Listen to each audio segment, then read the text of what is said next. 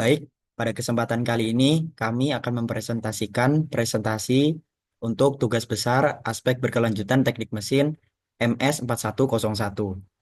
Kami mengangkat tema dengan judul Penerapan Sistem Penyewaan Sepeda Listrik sebagai Solusi Transportasi Berkelanjutan di ITB Kampus Jatinangor. Berikut adalah anggota dari kelompok 12. Pertama ada Muhammad Abdul Nafi Arifai, dan kemudian saya sendiri Muhammad Zaik Asmi, yang ketiga Raihan Alwin Satrio, dan Muhammad Khairul Anam. Baik, kita lanjut ke latar belakang dari penelitian kami. Yang pertama, seperti yang kita tahu, bahwasannya ITB Jatinangor memiliki luas luas sekitar 47 hektar dan topografinya berbukit sehingga mengakibatkan mobilitas mobilitas mahasiswa menjadi sulit. Kemudian terdapat beberapa masalah terkait shuttle bus yang berada di kampus Jatinangor, di mana jadwalnya tidak pasti. Dan kemudian rutenya terbatas, sehingga menyebabkan mobilitas mahasiswa ataupun sivitas akademika di ITB kampus Jatinangor terhambat. Kemudian juga ada peraturan, yakni larangan kendaraan pribadi yang masuk ke dalam kampus, sehingga opsi transportasi atau opsi mobilitas itu terbatas, dan aktivitas akademik menjadi terganggu. Kemudian kemudian berikut adalah tujuan penelitian kami. Yang pertama adalah menganalisis kelayakan teknis sistem sewa sepeda listrik di TB Jatinangor, kemudian mengukur dampak terhadap efisiensi mobilitas dan pengurangan emisi karbon. Yang ketiga, mengkaji persepsi sivitas akademika dan membandingkan dengan implementasi di Universitas Pajajaran. Dan yang terakhir, menyusun rekomendasi implementasi berbasis analisis SWOT atau Strength, Weakness, Opportunity, dan Threat, dan Best Practice.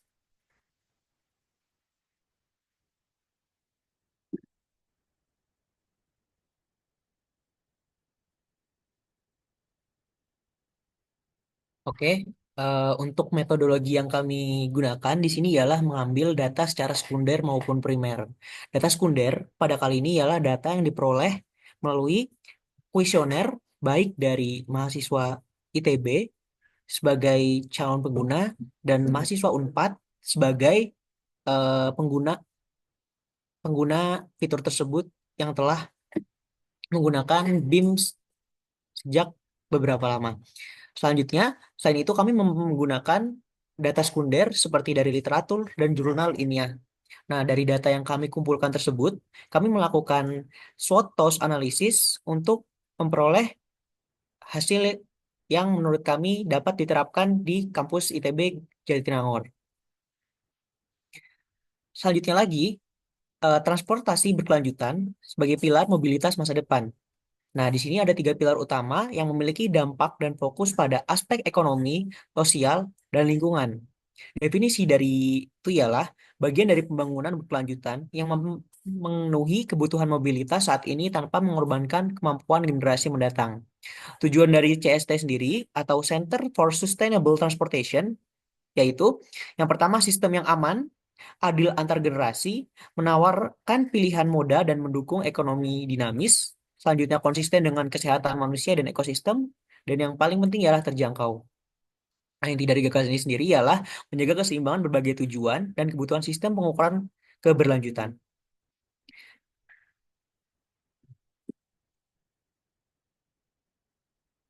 Oke, selanjutnya kita membahas mengapa transportasi berkelanjutan itu penting bagi banyak kalangan, khususnya mahasiswa dan juga lingkungan kampus. Jadi, apabila kita melihat dari mitigasi dampak negatifnya, penggunaan transportasi berkelanjutan ini berusaha untuk mengurangi kerusakan lingkungan akibat aktivitas transportasi konvensional. Melihat dari isu utamanya, yang pertama adalah emisi dan juga polusi udara, di mana transportasi ini menjadi kontributor signifikan gas buang seperti CO, VOC, NOx, CO2, dan juga CH4, yang pastinya menyebabkan polusi udara lokal dan juga perubahan iklim global, penipisan ozon juga terkait pendinginan kendaraan atau CFC gasnya. Lalu yang kedua adalah konsumsi energi dan juga sumber daya. Hal ini menyebabkan ketergantungan tinggi pada minyak bumi yang merupakan sumber tak terbarukan dan juga membutuhkan efisiensi energi dan juga diversifikasi ke energi terbarukan. Lalu yang ketiga, penggunaan lahan dan juga kebisingan. Infrastruktur transportasi memerlukan lahan luas yang berpotensi urban sprawl dan juga menghasilkan polusi suara. Lalu untuk solusi lingkungan, transportasi berkelanjutan ini membatasi emisi dan juga limbah dalam batas kemampuan serapan bumi, meminimalkan konsumsi sumber daya tak terbarukan, serta mengelola sumber daya terbarukan secara lestari. Lalu setelah kita melihat eh, transportasinya, salah satu contoh dari transportasi berkelanjutan adalah skuter dan juga sepeda listrik, di mana pada presentasi kali ini kami mengambil contoh penyedia layanan yaitu B-Mobility yang menyediakan sistem transportasi berbasis skuter dan juga sepeda listrik sewaan di beberapa kampus ternama yang ada di Indonesia dan juga di beberapa negara-negara di dunia. Seperti yang dibilang, skuter ini berfokus pada aspek lingkungan, di mana memiliki dampak positif umum diantaranya meningkatkan keberlanjutan perkotaan, meningkatkan kualitas lingkungan, dan juga meningkatkan mobilitas warga kampus. Lalu, apabila kita melihat dampak positifnya, terlihat banyak sekali. Yang pertama adalah pengurangan emisi dan juga polusi udara, di mana kendaraan listrik, khususnya skuter dan juga sepeda listrik, tidak menghasilkan emisi gas buang secara langsung. Lalu yang kedua, berkontribusi pada peningkatan kualitas udara di ITB Kampus Jatinangor. Lalu yang ketiga, secara substansial mereduksi emisi gas rumah kaca. Lalu BIM telah menghemat lebih dari 18.103 ton emisi CO2 pada tahun 2021 dengan proyeksi peningkatan seiring perluasan apabila dilansir dari website resmi BIM sendiri.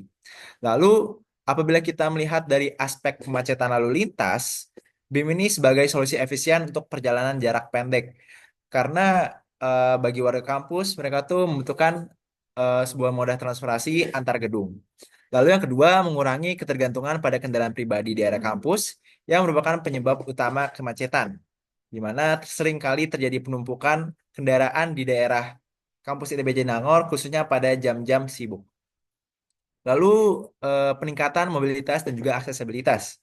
Penggunaan BIM ini memungkinkan pengguna menjangkau destinasi lebih jauh dengan upaya fisik minimal, melihat dari eh, medan terjal yang ada di kampus ITB Jatinangor.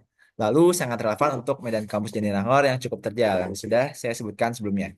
Lalu untuk segi keamanan, BIM ini terjamin dengan teknologi, yaitu dilengkapi dengan teknologi IoT atau Internet of Things dan juga geofencing, di mana geofencing ini membatasi kecepatan di area tertentu dan juga pemantauan real time dari unit BIM itu sendiri. Lalu meningkatkan efisiensi operasional, keselamatan pengguna, dan juga kepatuhan regulasi. Lalu yang terakhir adalah didukung program edukasi keselamatan seperti BIM Safety Academy untuk praktik berkendara yang aman. Lalu apabila kita melihat dari sistem penyewaan skuter ini bisa dibilang cukup mudah dan juga gampang untuk diterapkan bagi setiap mahasiswa ataupun staf yang ada di kampus ITB Jatinangor. Untuk penggunaannya, BIM ini memiliki aplikasi berbasis smartphone, di mana penyewaan ini dikelola melalui aplikasi yang terinstal di smartphone pengguna. Melalui aplikasi tersebut, pengguna dapat melihat ketersediaan unit di lokasi checkpoint yang ditentukan, menemukan dan juga membuka kunci unit, dan juga mengakhiri perjalanan. Untuk menggunakannya sendiri, pengguna cukup memindai kode QR yang ada pada unit BIM, menggunakan aplikasi yang sudah tersedia, dan juga pengguna dapat berkendara dalam area yang sudah ditentukan. Untuk mengakhiri perjalanan, pengguna harus memarkir BIM di lokasi yang diizinkan dan juga mengakhiri perjalanan melalui aplikasi lalu melakukan transaksi. Seperti yang dibilang sebelumnya, terdapat fitur keamanan berupa geofencing di mana kecepatan BIM akan otomatis dibatasi di daerah tertentu untuk alasan keamanan. Lalu melihat kerangka teori studi kelayakan, terdapat beberapa aspek yang kami lihat dalam analisis ini, yaitu yang pertama lingkungan, di mana aspek-aspek yang kita perhatikan di lingkungan ini adalah mengurangi emisi dan polusi udara di kampus, selaras dengan visi kampus hijau, perlu dipertimbangkan jejak karbon total dari segi manufaktur operasional dan juga daur ulang baterai. Lalu dari segi teknis, butuh penilaian jalur khusus dan lokasi parkir hub virtual strategis. Lalu teknologi geofencing kunci manajemen kecepatan parkir di area padat. Lagi dari segi sosial, kita melihat bahwa BIM ini dapat meningkatkan mobilitas dan juga aksesibilitas internal kampus serta mengurangi kemacetan. Lalu tantangannya adalah keamanan dan juga perilaku pengendara, di mana kita memerlukan edukasi dan juga kampanye keselamatan, yaitu BIM Safe Academy. Lalu dari segi ekonomi, bagi pengguna, potensi penghematan biaya transportasi untuk perjalanan jarak pendek dibandingkan kepemilikan pribadi. Tentunya ini dapat menghemat biaya bagi mahasiswa yang tidak memiliki kendaraan pribadi. Lalu yang kedua adalah bagi operator atau BIM itu sendiri, perusahaannya, kelayakan bergantung pada volume penggunaan, efisiensi operasional, pengisian daya, distribusi, dan juga serta mitigasi biaya terkait vandalisme ataupun pencurian ataupun kerusakan-kerusakan lainnya. Lalu yang terakhir, ekonomi bagi kampus adalah potensi pengurangan kebutuhan lahan parkir dan juga biaya operasional bus internal jika relevan.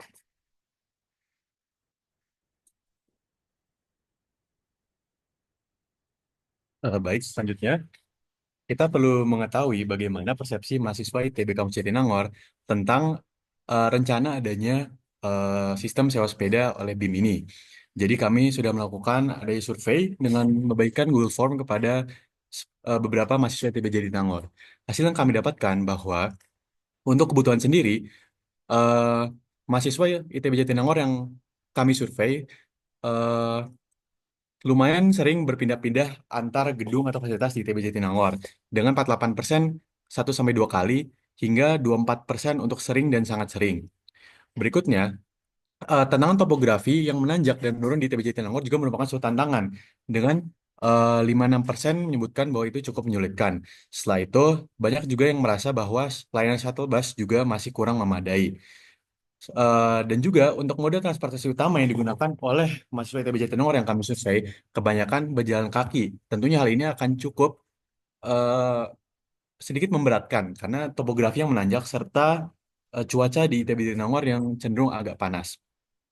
Selanjutnya, untuk pengalaman mahasiswa ITB Jatinangor yang kami survei, mengatakan bahwa mereka kebanyakan belum pernah menggunakan sepeda listrik, tapi tertarik untuk menggunakannya. Tapi sebagian juga sudah menggunakan. Dan bisa dilihat bahwa di bawah ini, minat untuk menggunakan sistem penyewaan sepeda listrik ini cukup banyak yang berminat. Kebanyakan dari 3, 4, hingga 5, dari skala 1 sampai 5, untuk responden menjawab cukup berminat. Dan untuk question yang ini, kami menanyakan bagaimana dengan rancangan peta yang kami buat, dan kebanyakan dari mereka setuju, yang nanti akan dibahas di slide-slide selanjutnya. Berikutnya, kami juga mencari tahu bagaimana persepsi mahasiswa Unpad Jatinangor, yang notabene sudah adanya sistem penyewaan sepeda BIM. Jadi setelah memberikan Google Form kepada mereka dan mengolah hasilnya, kami mendapatkan bahwa mereka 80% sudah pernah menggunakan fasilitas sewa sepeda listrik di kampus mereka. Selain itu, mereka juga merasakan bahwa tantangannya dalam transportasi kampus yaitu jarak antar lokasi yang jauh, keterbatasan atau kurang pilihan, biaya transportasi yang mahal, dan lain-lain. Selain mengenai penggunaan motor, dampak positifnya dari dengan adanya sepeda motor BIM, sepeda listrik BIM, sorry, di Unpad Jatinangor ini adalah untuk mengurangi polusi udara, mengurangi tingkat kebisingan, mengurangi kebutuhan lahan parkir yang luas, dan lain-lain. Namun, kita bisa lihat bahwa dari dua pertanyaan ini, bahwa sebenarnya mahasiswa Unpad Jatinangor tidak sepenuhnya eh, suka atau ya dalam tanda kutip suka terhadap adanya sepeda listrik BIM ini. Ada beberapa yang setuju bahwa adanya sepeda listrik ini dapat mengurangi penggunaan motor, namun juga ada 30% yang tidak setuju dan 20% yang sangat tidak setuju untuk adanya penggunaan sepeda listrik untuk mengurangi sepeda motor dalam kampus. Dan alasannya salah satunya adalah untuk karena adanya lokasi checkpoint yang jauh serta lebih suka jalan kaki. Namun bisa kita lihat untuk yang sudah menggunakan tingkat kepuasannya dari skala 1 sampai 5, kebanyakan ada di posisi 3, yaitu cukup saja di tengah-tengah. Dan ada 4 dan 5.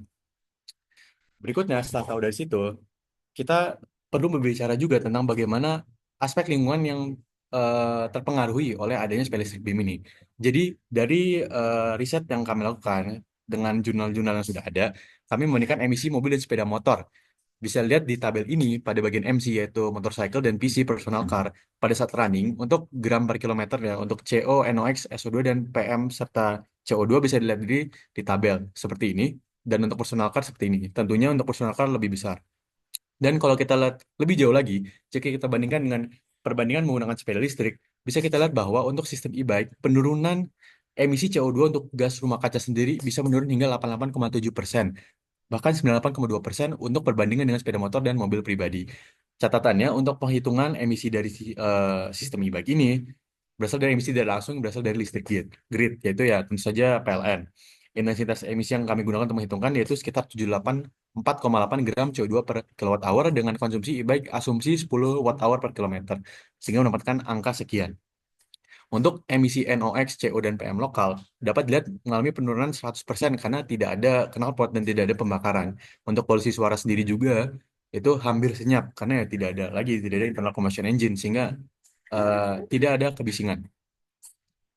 Berikutnya untuk peta lokasi stasiun BIM di ITB Jatinangor, kami merancangnya untuk berada pada posisi-posisi yang sekiranya sering diakses oleh mahasiswa ITB Jatinangor. Seperti dilihat di bagian sini itu adalah bagian masuk dan parkiran motor. Di sini juga merupakan adanya parkiran kendaraan. Berikutnya, di sini adalah gedung kuliah, serta di sini juga merupakan adanya asrama yang tentu saja merupakan tempat di mana mahasiswa akan berpergian. Di sini juga ada asrama dan gedung olahraga, serta bagian sini area yang penting juga untuk diletakkan karena cukup ada banyak aktivitas. Selain itu, area di bawah sini juga penting untuk diadakan agar dapat menjangkau daerah yang cukup jauh dari daerah-daerah yang sebelumnya sudah kami letakkan. Berikutnya, untuk menerapkan inovasi dan teknologi terapan. Jadi untuk arsitektur IoT untuk BIM sepeda ini, untuk pada bagian node atau sepedanya, tentu saja akan menggunakan GPS yang akurat untuk nge-track sepedanya berada di mana, serta adanya konektivitas jaringan 4G LTE atau mungkin yang lebih baru lagi, dan juga sensor baterai untuk mengetahui bagaimana kondisi baterai, apakah sudah habis, perlu dicas, atau bagaimana. Selanjutnya ada platform cloud untuk manajemen armada sepeda sendiri untuk melacak dan notifikasi service real time serta analisis data terkait pola mobilitas aktivitas kampus. Nah, dari data-data ini dapat digunakan untuk potensi riset dan perkembangan, di mana kita bisa lihat data yang digunakan untuk riset smart mobility di ITB, prediksi permintaan dan relokasi armada otomatis, di mana hotspotnya, dan juga mendukung untuk pengembangan sistem transportasi kampus berbasis AI. Nah, selanjutnya untuk aspek ekonomi penerapan e-bike ini sendiri, eh, untuk model operasional sendiri, kami melakukan kerjasama dengan BIM Mobility agar memudahkan pihak kampus. Jadi kampus hanya perlu menyediakan lahan serta izin.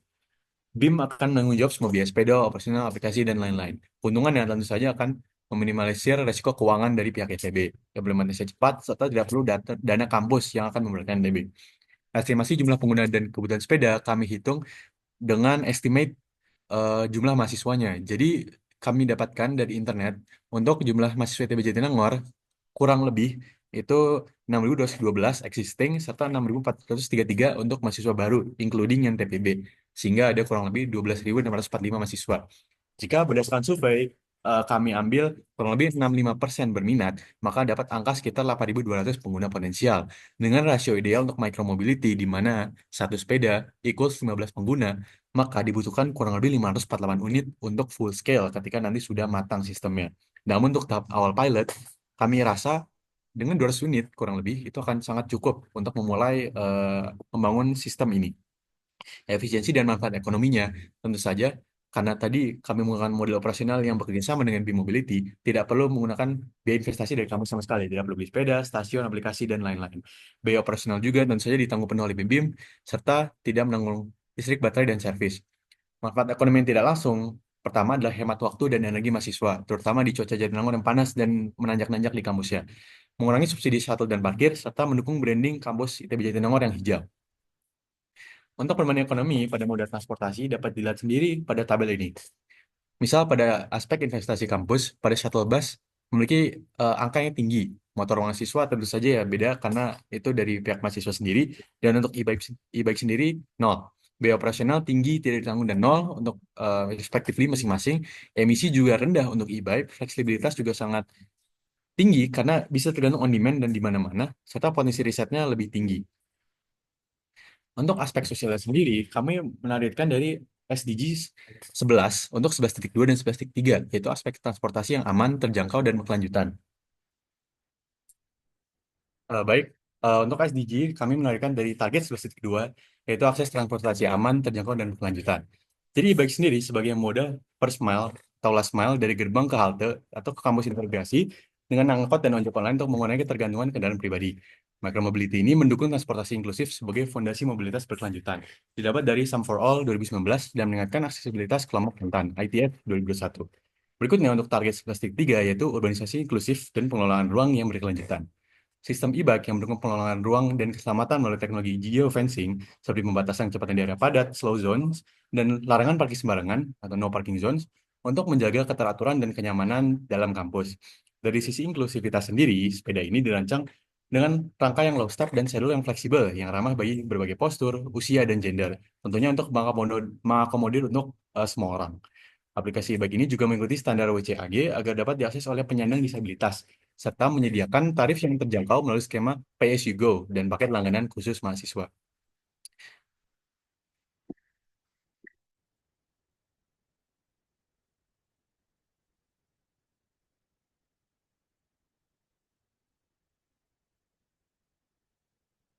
Setelah mendapatkan data baik secara primer dan sekunder, kami berempat menganalisis menggunakan metode SWOT dan mendapatkan masing-masing. Yang pertama ialah strength, terdiri dari infrastruktur kampus yang mendukung, populasi target yang ideal, dukungan dari institusi, dan keunggulan dari segi teknologi.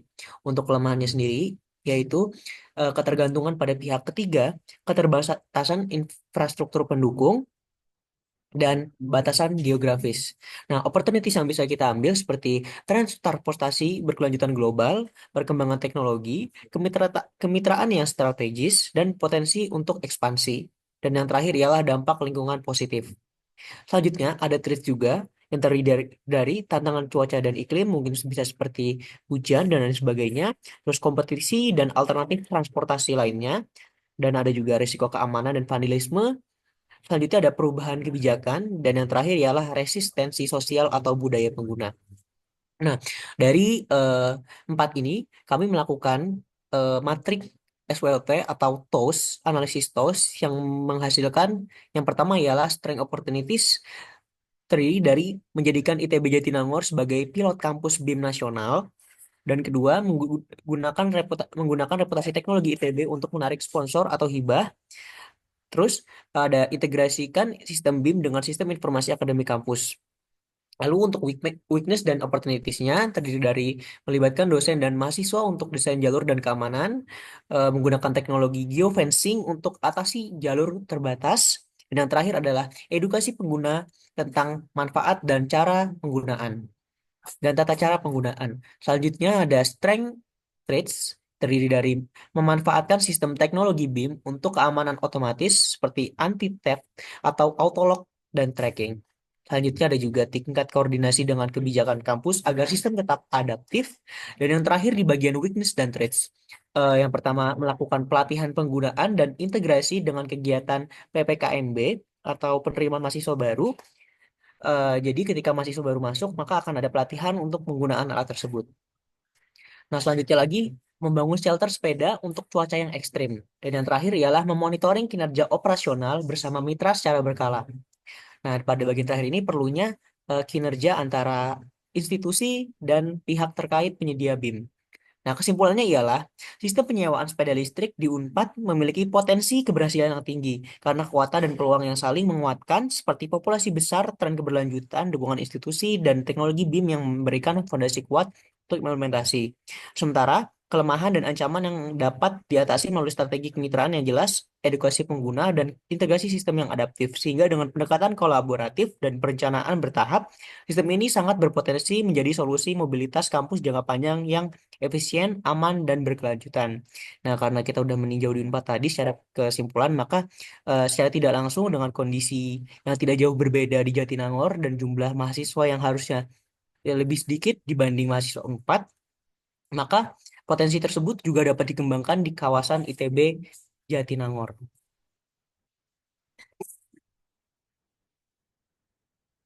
Baik, untuk merangkum keseluruhan presentasi terkait penelitian kami, berikut adalah kesimpulan dan saran yang kami berikan. Pertama, untuk kesimpulan, berdasarkan kelayakan.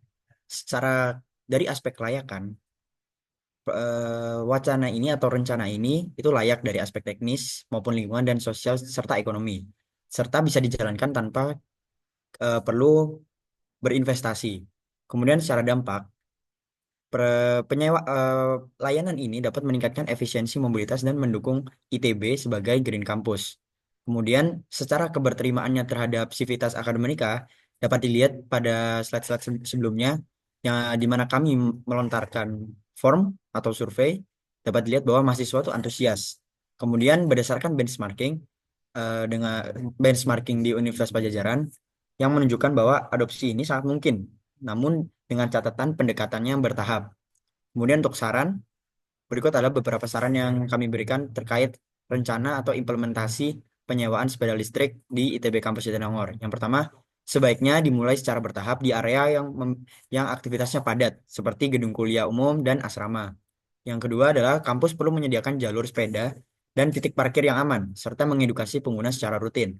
Yang ketiga, perlu adanya evaluasi yang berkala dan kerjasama jangka panjang dengan mitra operator yang mana hal tersebut merupakan penting untuk sustainability atau keberlanjutan. Dan yang terakhir, sistem ini juga perlu terintegrasi dengan platform digital kampus agar lebih praktis dan efisien.